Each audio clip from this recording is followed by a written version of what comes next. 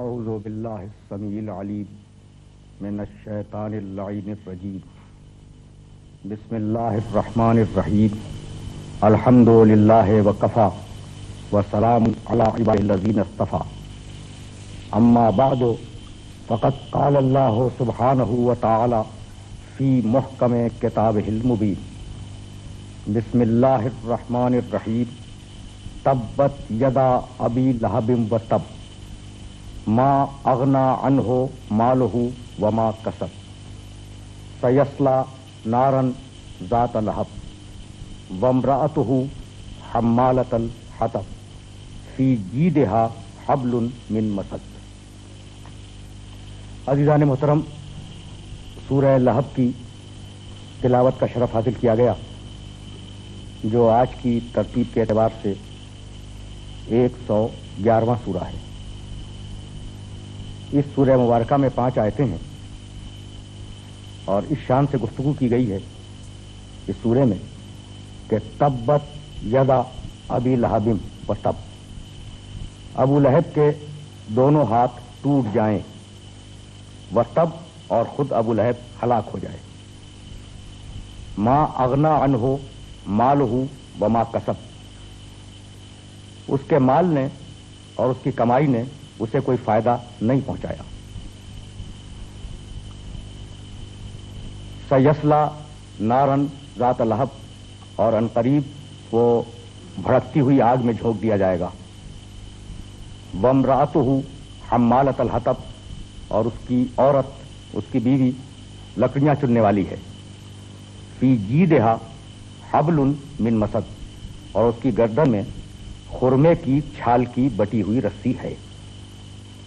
5 آیتوں کے اس سورہ مبارکہ میں وہ الفاظ جو قابل غور ہیں وہ چند ہیں، ان کے معنی اگر واضح ہو جائیں تو یہ سورہ آسانی کے ساتھ سمجھ میں آ سکتا ہے۔ تبت، تب، ابو لہب، حمالۃ الحطب، جید، حبل اور مسد، یعنی 7 وہ الفاظ ہیں کہ اگر وہ سمجھ میں آ جائیں تو سورہ کا مفہوم بہت واضح ہو سکتا ہے۔ تبت اور تب ان کا مصدر ہے تباب، اور تباب کے معنی ہے ہلاکت۔ تبت یدا ابی لہب وتب، 2 مرتبہ ہے نا، ایک مرتبہ مؤنث ہے تبت اور ایک مرتبہ مذکر ہے تب۔ تو چونکہ عربی زبان میں ید یعنی ہاتھ مؤنث ہے، اس لیے تبت کا لفظ استعمال ہوا، اور دوسری مرتبہ جو لفظ تب ہے چونکہ ابو لہب سے متعلق ہے اس لیے مذکر کا صیغہ استعمال ہوا۔ تو تبت کے معنی ہلاک ہو گیا، ہلاک ہو گئی، ہلاک ہو جائیں۔ تب کے معنی ہلاک ہو گیا۔ ما کسب، کسب کمائی، انسان جو کماتا ہے اسے عربی زبان میں کسب کہا جاتا ہے، اور ما کسب یہ صیغہ ماضی ہے، اس نے جو کمایا۔ دیکھیے عجیب بات یہ ہے کہ عربی زبان میں 2 لفظ ہیں، مال اور کسب۔ بھئی آپ جو کما کے لائیں گے وہ کسب ہے، کمائی ہے آپ کی، وہ مال بھی تو ہے۔ لیکن عربی زبان کی یہ باریکیاں ہیں کہ مال اور کسب میں لغویین نے، ماہرین علم لغت نے فرق کیا ہے۔ مال وہ جو انسان کو میراث میں ملے، اور کسب وہ جو انسان خود اپنے قوت بازو سے کمائے۔ تو اب 2 لفظ استعمال کیے نا قرآن نے، ما اغنا عنہ مالہ وما کسب، اس کا مال اور اس کی کمائی اس کے کام نہیں آئی۔ کمائی کا ایک مفہوم لغت عرب میں اور بھی ہے، اور وہ ہے اولاد۔ اگرچہ یعنی بڑی عجیب سی بات لگتی ہے کہ اولاد کو کمائی کہا جائے، لیکن خود آپ کی اردو زبان میں بھی یہ لفظ اولاد کے لیے بولا گیا ہے۔ میر انیس نے اپنے ایک مرثیے میں ایک مصرع کہا ہے کہ عباس فاطمہ کی کمائی سے ہوشیار۔ اب یہاں کمائی کا مفہوم کیا ہے؟ فاطمہ کی اولاد سے ہوشیار۔ تو کمائی کا لفظ اردو میں بھی اولاد کے معنی میں بولا جاتا ہے، اور عربی زبان میں بھی ایک محاورہ ہے کہ ما کسب کے معنی اولاد۔ حمالۃ الحطب، لکڑیاں چننے والی، حطب کے معنی لکڑی، حمالہ کے معنی لاد کے لانے والی، لکڑیاں چن کر لاد کر لانے والی۔ فی جیدہا حبل من مسد، جید گردن، حبل رسی، مسد خرمے کی چھال۔ یہ تھی الفاظ کی تشریح۔ یہ جو سورہ مبارکہ نازل ہوا، اس سورہ مبارکہ کا پس منظر کیا ہے اور کس سلسلے میں یہ سورہ آیا، جسے ہم ٹیکنیکلی شان نزول کہتے ہیں اصطلاح میں؟ تو لکھا ہے ہمارے مفسرین نے، علماء تاریخ نے بھی یہ واقعات لکھے ہیں کہ جب یہ آیت مبارکہ نازل ہوئی سورہ شعراء کی، وَأَنذِرْ عَشِيرَتَكَ الْأَقْرَبِينَ، حبیب اپنے قریب ترین رشتہ داروں تک، اپنے عشیرے اور قبیلے والوں تک اپنی نبوت کا پیغام پہنچا دو، ان کا انذار کر دو۔ تو پیغمبر اکرم نے کوہ صفا کے قریب جا کر آواز دی کہ میری بات سننے کے لیے جمع ہو جاؤ۔ دستور تھا کہ اگر کوئی ہنگامی حالت ہو جائے، کوئی پریشانی ہو جائے تو لوگ آواز دیا کرتے تھے اور ایک بڑا مجمع جمع ہو جایا کرتا تھا۔ اب پیغمبر اکرم نے جو آواز دی تو جوک در جوک لوگ آئے کہ بھئی آخر بات کیا ہے کہ یہ شخص آج بہت عجیب طریقے سے لوگوں کو پکار رہا ہے۔ لوگ جب جمع ہو گئے تو پیغمبر اکرم کوہ صفا کی چوٹی پر بلند ہوئے۔ اب کوئی بہت لمبا چوڑا پہاڑ نہیں ہے، وہ صفا و مروہ کے درمیان جو صحیح کی جاتی ہے تو صحیح کرنے والوں نے اس پہاڑ کو دیکھا ہوگا، بہت چھوٹا سا ایک پہاڑ ہے۔ تو کوہ صفا کی چوٹی پہ بلند ہوئے اور آپ نے اپنے نبی ہونے کا اعلان فرمایا اور پروردگار عالم کی وحدانیت کا اعلان فرمایا۔ لوگ تو یہ سوچ کے آئے تھے کہ کوئی انتہائی اہم اور بڑی گمبھیر سی بات ہوگی۔ اب جو پیغمبر اکرم نے یہ بات فرمائی اور اس شان کے ساتھ فرمائی کہ یہ بتلاؤ کہ اگر میں تم سے یہ کہوں کہ اس پہاڑ کے پیچھے سے ایک رسالہ فوج کا ایک چھوٹا سا دستہ تم پر حملہ کرنے والا ہے تو کیا تم میری بات پر یقین کرو گے؟ اس پورے مجمع نے کہا کہ ہاں، اگر تم کوئی بات کہو گے اور یہ کہو گے کہ بھئی لشکر حملہ کرنے والا ہے تو ہم تمہاری بات کا یقین کر لیں گے۔ اس شان کے ساتھ، یعنی پہلے آپ نے اعتراف کروا لیا کہ تم میری بات کا یقین کرو گے، پھر آپ نے فرمایا کہ خدا کو ایک مانو اور مجھے اس خدا کا رسول تسلیم کر لو۔ بس یہ سننا تھا کہ لوگ ایک دوسرے کی صورتیں دیکھنے لگے اور ابو لہب نے جھنجھلا کر اور جھلا کر یہ کہا، تبن لک ما جمعتنا الا لہذا، تو ہلاک ہو جائے، تیرے ہاتھ ٹوٹ جائیں، نعوذ باللہ من ذالک، تو برباد ہو جائے، تو نے ہمیں اس کام کے لیے جمع کیا تھا۔ تو ایک گروپ مفسرین کا اور مورخین کا اس واقعے کو لکھتا ہے، دوسرے گروپ نے یہ لکھا کہ جس میں امام فخر الدین رازی بھی شامل ہیں اور دوسرے مفسرین بھی شامل ہیں، طنطاوی جوہری جیسے مشہور و معروف مفسرین شامل ہیں، انہوں نے لکھا کہ جب یہ ذوالعشیرہ کی آیت نازل ہوئی اور پیغمبر اکرم نے ذوالعشیرہ کی دعوت کے بعد کھڑے ہو کر تقریر فرمائی، مختصر ترین خطبہ دیا اور لوگ جب جانے لگے تو ابو لہب نے مڑ کے یہ کہا تھا کہ تبن لک، تو اس پر وائے ہو، تو نعوذ باللہ برباد ہو جائے، تو تباہ ہو جائے، تو ہلاک ہو جائے، تو نے اس کام کے لیے ہمیں جمع کیا تھا۔ تو دو واقعے ملتے ہیں تفسیروں میں اس سورہ مبارکہ کے شان نزول کے سلسلے میں، لیکن اگر آپ ملاحظہ فرمائیں گے تو آپ کو یہ اندازہ ہوگا کہ تاریخ نے اور سیرت کی کتابوں نے مختلف مقامات پر ابو لہب کے اس جملے کو محفوظ کیا ہے، فقط کوہ صفا کا واقعہ یا ذوالعشیرہ کا واقعہ نہیں، اور مختلف مقامات پر ابو لہب نے بار بار لفظ تب کا استعمال کیا، لفظ تب پیغمبر اکرم کے لیے کہ تو نعوذ باللہ ہلاک ہو جائے، تباہ ہو جائے، تیرے ہاتھ ٹوٹ جائے، تو ناکارہ ہو جائے کہ یہ باتیں ہم سے نہ کر سکے۔ ان جملوں کو پیغمبر اکرم سنتے رہے، یعنی فقط دو واقعے نہیں، اور بھی واقعات ہیں تاریخ کے اندر، ان جملوں کو سنتے رہے اور پیغمبر اکرم نے کسی رد عمل کا کوئی مظاہرہ نہیں فرمایا۔ پیغمبر اکرم کی تسلی کے لیے اور اس کی زبان بند کرنے کے لیے پروردگار عالم نے اس سورہ کو نازل فرمایا۔ یہ ہے اس کی بیک گراؤنڈ اور اس کا پس منظر، شان نزول۔ ذرا ذہن میں باتوں کو محفوظ کرتے چلے جائیں۔ اور اس شان کے ساتھ یہ سورہ مبارکہ نازل ہوا کہ نام لیا، تبت یدا ابی لہب و تب، ابو لہب کے دونوں ہاتھ ٹوٹ جائیں اور ابو لہب ہلاک ہو جائے یا ابو لہب ہلاک ہو گیا، دونوں ترجمے اس لفظ تب کے ممکن ہیں، اس لیے دونوں ترجمے عرض کر رہا ہوں۔ ابو لہب کنیت ہے، نام نہیں ہے، اس کا نام تھا عبد العزیٰ ابن عبد المطلب، اس کی کنیت ہے ابو لہب، لہب کے معنی شعلہ اور ابو لہب کے معنی شعلے والا۔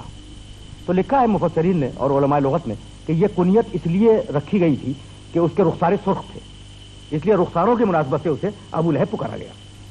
لیکن اگر آپ توجہ فرمائیں گے تو آپ کو یہ اندازہ ہوگا کہ قرآن ایک عالمگیر کتاب ہے، قرآن ایک آفاقی کتاب ہے، اور عجیب و غریب بات یہ ہے کہ پیغمبر اکرم کے موافقین اور مخالفین جو ان کے عہد میں پائے جاتے تھے، ان میں سے سوائے دو کے کسی کا نام قرآن نے نہیں لیا۔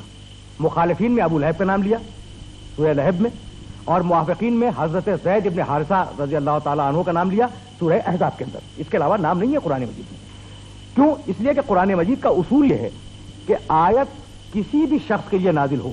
بھیا کتاب آفاقی ہے, کتاب عالمگیر کتاب ہے, اسے ٹائم اور اسپیس کے اوپر محیط ہو جانا ہے. قرآن مجید کو زمان و مکان کے اوپر محیط ہو جانا ہے. تو اب یہ جو نجی قصے اور ذاتی قصے آ رہے ہیں, اگر یہ اپنے ہی عہد تک کے لیے ہوں تو اس عالمگیر کتاب میں کیوں رکھے گئے جو قیامت تک رہنے والی ہے؟ تو ہر آیت کے لیے اصول یہ ہے کہ اگرچہ وہ کسی خاص قصے میں نازل ہوئی ہو, لیکن جہاں تک وہ صفتیں جائیں وہاں تک اس آیت کی رینج بھی جائے.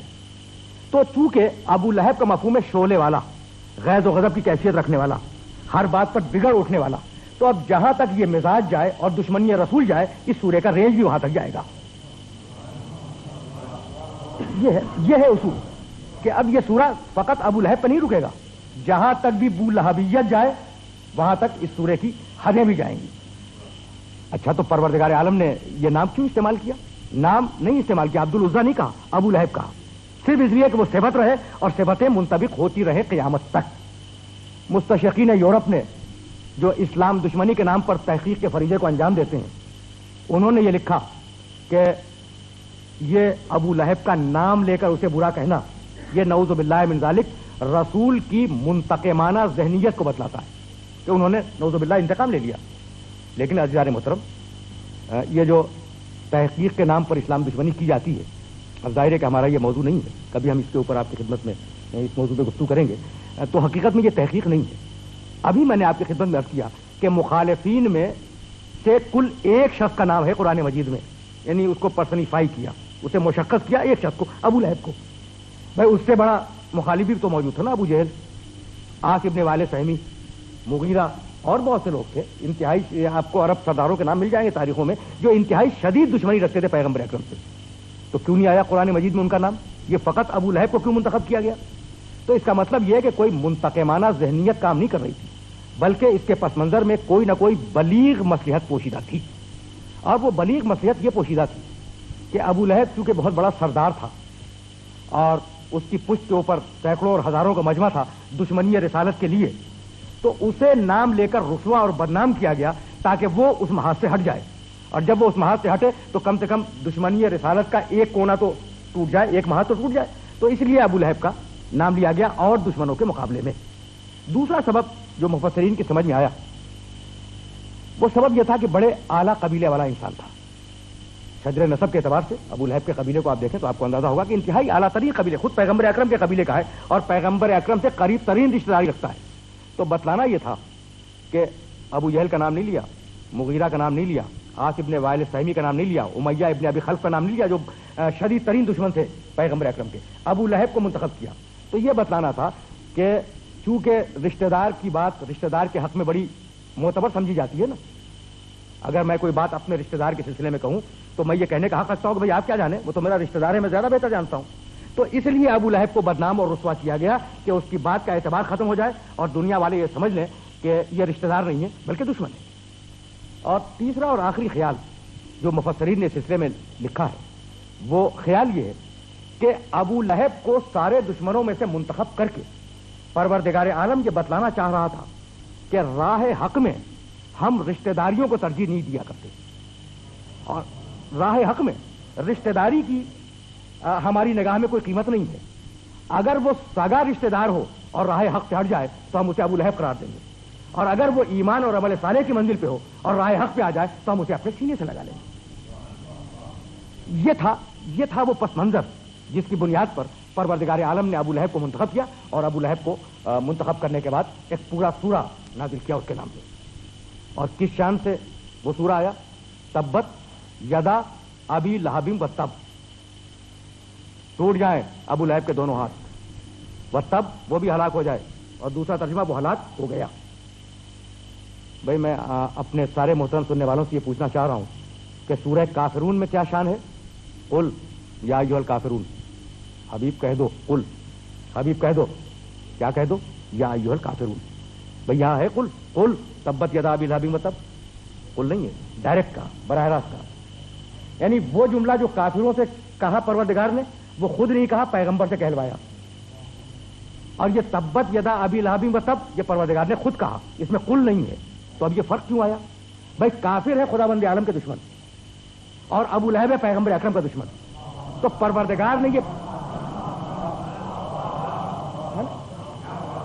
کافر ہے خداوند عالم کے دشمن، اور ابو لہب ہے پیغمبر اکرم صلی اللہ علیہ وآلہ وسلم کا دشمن. تو پروردگار عالم نے یہ پالیسی طے کر دی کہ حبیب اگر میرا دشمن ہوگا تو تو اس سے بات کرے گا، اور جو تیرا دشمن ہوگا اس سے تو بات نہیں کرے گا، میں بات کروں گا. یہ ہے اصول، جس اصول پر پروردگار عالم نے سورہ تبت کو نازل فرمایا. اب دیکھیں کہ کس شان کے ساتھ یہ جملے آگے بڑھیں اور کس بلاغت کے ساتھ اعلان جنگ بھی کیا، اور جنگ کے اعلان کے بعد نتیجے کا بھی اعلان کر دیا. تبت یدا ابی لہب، ٹوٹ جائے ابو لہب کے دونوں ہاتھ. یہ تو بددعائیہ جملہ ہے نا. وہ تب، اور وہ ہلاک ہو گیا. بھائی کہاں ہلاک ہوا؟ ابھی تو زندہ موجود ہے، سامنے ہے. کیا نزول سورہ کے وقت وہ ہلاک ہو گیا تھا؟ ہلاک نہیں ہوا تھا. تو پہلے ٹکڑے میں اعلان جنگ ہے کہ ٹوٹ جائے ابو لہب کے دونوں ہاتھ. وہ ہمارے حبیب کو کہتا ہے تو جواب میں ہم اسے کہتے ہیں، اور وہ تو فقط کوسنے دے کے رک گیا. ہم جو کہیں گے وہ امر ہوگا نا، تو وہ جو امر ہوگا وہ ہر حال میں پورا ہو کے رہے گا. تب وہ ہلاک ہو گیا، یعنی ہم نے اس کی تقدیر میں اور اس کی سرنوشت میں ہلاکت لکھ دی. اس کے دونوں ہاتھ ٹوٹ جائیں. بھائی یہ کون ہے؟ ابو لہب بڑے قبیلے والا ہے، یہ بات طے ہے، اور سردار بھی ہے، یہ بھی طے ہے اپنی جگہ پر. تو دو طاقتیں اپنے پاس رکھتا ہے نا، ایک قبیلے کی طاقت رکھتا ہے اور ایک سرداری کی طاقت رکھتا ہے، اور پھر یہ ہمارے حبیب کے مقابلے پہ آ رہا ہے. تو جب تو صحیح کہ اس کی دونوں طاقتوں کو ہم توڑ دیں. قبیلے کی طاقت بھی ٹوٹے گی، سرداری کی طاقت بھی ٹوٹے گی. ما اغنا عنہ مالہ وما کسب، نہ اس کا مال اس کے کوئی کام آئے گا، اور نہ اس کی کمائی یعنی اولاد اس کے کام آئے گی. توجہات مبذول رہیں. ما اغنا عنہ مالہ وما کسب، نہ اس کا مال اس کے کام آئے گا، اور نہ اس نے جو کمایا ہے، جو دولت کمائی ہے یا جو اولاد ہے اس کی، وہ اس کے کام نہیں آئے گی. بھائی میں پوچھنا یہ چاہ رہا ہوں اپنے سارے محترم سننے والوں سے کہ یہ جو جلال کی کیفیت ہے کہ تبت یدا ابی لہب و تب، ابو لہب کے دونوں ہاتھ ٹوٹ جائیں، بھائی تاریخ اسلام سے اور سیرت کی کتابوں سے کبھی آپ نے پوچھا کہ ابو لہب کا وہ کریکٹر کیا تھا جس پر پروردگار عالم کو اتنا جلال آ گیا؟ کیا کل یہ دو واقعے، کوہ صفا کا ایک واقعہ اور ذوالعشیرہ کا دوسرا واقعہ، ان دو واقعوں پہ اتنا جلال آیا؟ یا دو چار جگہوں پہ اس نے اور کہہ دیا کہ تبن لکا، نعوذ باللہ تو ہلاک ہو جائے، تو کیا اس پہ جلال آیا؟ نہیں. سیرت کی کتابوں میں ایک واقعہ ہے، اور اگر آپ اس واقعے کو ذہن نشین فرمائیں گے تو یہ آیت بہت کھل کے سامنے آ جائے گی. سیرت نگاروں نے لکھا کہ پیغمبر اکرم صلی اللہ علیہ وآلہ وسلم کا یہ دستور تھا کہ آپ جب موسم حج میں مجمع خانہ کعبہ کے چاروں طرف جمع ہو جایا کرتا تھا تو تبلیغ کے لیے تشریف لے جاتے تھے. دیکھیے حج جاہلیت میں بھی تھا، ان کے اپنے طریقے تھے، ان کی اپنی رسمیں تھیں، ان کے اپنے روایات تھے، لیکن وہ ایک موسم حج میں اجتماع کیا کرتے تھے اور حج کرتے تھے اپنے طریقے سے. چونکہ ایک بہت بڑا اجتماع ہوتا تھا، پیغمبر اکرم اس اجتماع کو استعمال فرماتے تھے تاکہ ان کا پیغام پوری دنیا میں پھیل جائے. ان حج پہ آنے والوں کے ذریعے تشریف لے جاتے تھے، عکاس کے میلے میں تشریف لے جاتے تھے، گلی کوچوں میں اعلان توحید فرماتے رہتے تھے. لکھا ہے سیرت نگاروں نے کہ ادھر پیغمبر اکرم کی ایک سیرت تھی مستقل کہ وہ گلیوں میں اور کوچوں میں جا کے تبلیغ کریں اور حاجیوں کے پاس جائیں، ان کے سامنے اعلان توحید کریں. اور دوسری طرف ایک طریقہ تھا ابو لہب کا کہ وہ دو جھولیاں لے کر ان میں پتھر بھر دیا کرتا تھا اور انہیں اپنے دونوں کندھوں سے لٹکا لیتا تھا اور دونوں ہاتھوں سے پتھر نکال کر پیغمبر اکرم کی پنڈلیوں کو مارتا تھا. یہ تاریخ ہے بھائی، عجیب و غریب بات ہے. یہاں تک کہ پیغمبر اکرم کی ساقھائے مبارک زخمی ہو جایا کرتی تھیں. اب تو بات کچھ کھل کے سامنے آئی نا کہ دونوں ہاتھ دشمنی رسالت میں انوالو ہوئے، دونوں ہاتھوں سے اسے پتھر پھینکے اور دونوں ہاتھوں سے پیغمبر اکرم کی ساقھائے مبارک کو زخمی کیا. اب پروردگار عالم کو جلال آیا اور اس نے کہا کہ یہ دونوں ہاتھوں سے ہمارے حبیب کی پنڈلیوں کو زخمی کرتا ہے. جب تو صحیح کہ ہم قیامت تک کے لیے اسے رسوا کر دیں قرآن کے اندر ہمیشہ رہنے والی کتاب میں، اور قیامت تک کے لیے یہ فیصلہ کر دیں کہ اس کے ہاتھ بھی ٹوٹ گئے، اس کی اولاد بھی ختم ہو گئی، اس کا مال بھی تباہ و برباد ہو گیا، اور اسے ہم ثابت کر کے دکھلا دیں. تو اب مجھے جملہ کہنے کی اجازت ہے کہ اس نے پنڈلیوں پر زخم لگائے، ابو لہب نے پنڈلیوں پر زخم لگائے، یعنی جس میں محمد سے دشمنی کی ابو لہب نے، تو پروردگار کو اتنی بری لگی اور پروردگار کو اتنا ناگوار گزرا کہ اس نے قیامت تک کے لیے ابو لہب کو قرآن میں بدنام کر دیا، رسوا کر دیا، ذلیل کر دیا، خار کر دیا. تو جس میں محمد سے جو دشمنی کرے اس کا حشر قرآن میں یہ ہے، تو اب اگر کوئی عظمت محمد سے روگردانی کر لے تو اس کا حشر دنیا و آخرت میں کیا ہوگا؟ اس سے قیاس کرے پیغمبر اکرم کے مقام کو اور پیغمبر اکرم کے مرتبے کو. तब्बत यदा अबी लहबिन व तब मा अगना अनहु मालहु व मा कसब सयस्ला नारन ज़ात लहब। ये अनकरीब, सीन और सौफा ये दो हरूफ हैं अरबी जबान में जो मुस्तकबिल के लिए इस्तेमाल होते हैं। सीन अनकरीब, सौफा जरा सा दूर। तो यहाँ है सीन सयस्ला नारन ज़ात लहब। अनकरीब ये एक भड़कते हुए शोलों के गड्ढे में फेंक दिया जाएगा। अब आप मुलाहजा फरमाएंगे कि कुरान मजीद की ये पेशिनगोई किस तरीके से पूरी हुई। भाई अजीब बात है, वो हलाक हो जाए, भाई हो गया हलाक, हलाक तो हुआ, उसका माल उसके काम ना आए, उसकी औलाद उसके काम ना आए। अब ये तीनों बातें जो इस सूरह मुबारका में आई हैं, इन तीनों बातों का आप मुलाहजा फरमाएं। वो हलाक हो जाए, उसका माल उसके काम ना आए, उसकी औलाद उसके काम ना आए। जंग बद्र के 7वें रोज, ये तारीख लिखती है, जंग बद्र के 7वें रोज अबू लहब ताऊन के मरज में हलाक हुआ। और चूंकि ताऊन मुतअद्दी मरज है, इसलिए उसकी औलाद उसके करीब नहीं गई। तारीख उठा के देख लें, 3 दिन तक उसकी लाश पड़ी रही घर के अंदर, कोई उसके करीब नहीं जाता था, औलाद करीब नहीं गई। लोगों ने यह कोशिश की कि माल एक कसीर देकर मजदूरों से उठवा के फेंक दिया जाए, यह भी मुमकिन न हुआ। तो कुछ हबशी गुलाम जो खानदान ही के थे, उन्होंने अपनी पुरानी शराफत की बुनियाद पर उसे उठाकर एक गड्ढे में ले जाके फेंक दिया, गड्ढे के अंदर। यह है तारीख। तो न माल काम आया, न दौलत काम आई, और वो हलाक होकर रहा। इस तरीके से कुरान मजीद की पेशेनगोई पूरी हुआ करती है। अब सूरह मुबारका और आगे बढ़ा। वम्राअतुहु हम्मालतल हतब, उसकी बीवी, ज़ौजतुहु नहीं है, उसकी बीवी, उसकी औरत, ये तहकीर का लफ्ज़ है, उसकी औरत हम्मालतल हतब, लकड़ियां चुनने वाली। देखिए, एक है लुगत, एक है तारीख, एक है मुहावरा। अब हम्मालतुल हतब के लफ्ज़ को लुगत में भी देखें, तारीख में भी देखें, मुहावरे में भी देखें। हम्मालतुल हतब के मानी लकड़ियां चुनने वाली, लकड़ियां उठाने वाली, मफहूम यही है। लुगत में इस लफ्ज़ के मानी है लकड़ियां चुनने वाली, लकड़ियां उठाने वाली। इंतहाई मालदार खानदान की औरत, इंतहाई मालदार खानदान में ब्याही हुई, लेकिन उसकी खसासत और इसके बुखल का यह आलम था कि वो अपने घर के ईंधन के लिए जंगलों में जाकर लकड़ियां इकट्ठा किया करती थी। यह है लुग़वी मफहूम। तारीखी मफहूम यह है कि वो जो लकड़ियां चुन के लाया करती थी, वो उसके कांटे, लकड़ियों के कांटे उठा के बचा के रख लिया करती थी। और रात के वक्त, चूंकि दीवार से दीवार मिली हुई थी पैगंबर अकरम के घर से, रात के वक्त दरवाजे के ऊपर फेंक दिया करती थी कि जब पैगंबर अकरम अपने दौलत सरा से बाहर तशरीफ लाएं तो उनके पहाए मुबारक जख्मी हो जाएं। यह है मफहूम हम्मालतुल हतब का। यानी अजीब व गरीब तरीके से कुरान मजीद ने इस एक लफ्ज़ को रखा है। यानी लुगत के एतबार से भी सामने आ गई बात, और तारीखी हकीकत भी एक सामने आई। और अब तीसरा मफहूम हम्मालतुल हतब का, उठा के देख लें अरबी जबान के जो मुहावरों की लुगत है, उन्हें आप उठा के देख लें। हम्मालतुल हतब के मानी इधर की बात उधर पहुंचाने वाला। हम्मालतुल हतब के मानी ऐब तलाश करके दूसरों तक मुंतकिल करने वाला। और इस औरत का कमाल ही यह था कि ये अपने मुआशरे में ऐबजू और चुगलखोर मशहूर थी। तो ये तीनों लफ्ज़ के ऊपर, ये तीनों मफाहिम उस एक औरत की जात के अंदर मौजूद है और उसके ऊपर पूरी तरीके से मुंतबिक होते हैं। वो बखील भी थी, वो पहाए मुबारक को जख्मी भी करना चाह रही थी, और वो चुगलखोर भी। तो इरशाद फरमाया कि वम्राअतुहु हम्मालतल हतब, उसकी औरत लकड़ियां चुनने वाली है। फी जीदिहा हबलुन मिन मसद, और उसकी गर्दन में खुरमे की छाल की बटी हुई रस्सी है। उसकी गर्दन में था क्या? आपके इल्म में कि उस अहद में अरबों के मुआशरे में अरबों का जो कीमती तरीन हीरे और जवाहरात का हार हो सकता था, वो उम्मे जमील के गले में था। उस औरत की कुनियत है उम्मे जमील। तो क्या है? हीरे का हार है। और कुरान मजीद क्या इरशाद फरमा रहा है? फी जीदिहा हबलुन मिन मसद, उसके गले में खजूर की छाल की बटी हुई रस्सी है। अब कुरान मजीद की पेशेनगोइयां खुदा की कसम इस तरीके से पूरी होती हैं कि मुअर्रिखीन ने लिखा और मुफस्सरीन ने सूरह लहब के ज़ैल में ये लिखा कि एक दिन लकड़ी का एक बहुत बड़ा बोझ गट्ठा अपने सर पे लिए हुए वो आ रही थी, और उस बोझ को, उस गट्ठे को जिस रस्सी से उसने बांधा था वो खजूर की छाल की रस्सी थी।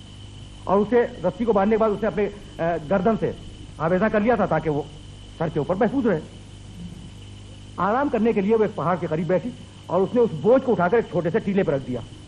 किसी नागहानी तरीके से वो بوجھ گرا اور وہ رسی کھینچی اور اسی مقام پر دم گھٹنے سے اس کی موت واقع ہو گئی. تو کس طریقے سے قرآن مجید کی پیشن گوئی پوری ہوئی؟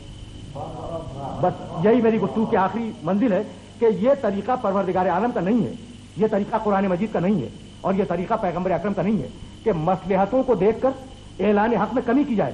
ہم مصلحتوں کو دیکھ کر اعلان حق میں کمی نہیں کرتے. اب چونکہ ہم مستقبل کو دیکھ رہے ہیں اور ہمارے پاس پوری کائنات کا غیب ہے, تو ہم یہ جان رہے ہیں کہ نہ ابو لہب اسلام لائے گا, نہ یہودی قیامت تک تمنائے موت کرے گا. وآخر دعوانا ان الحمدللہ رب العالمین.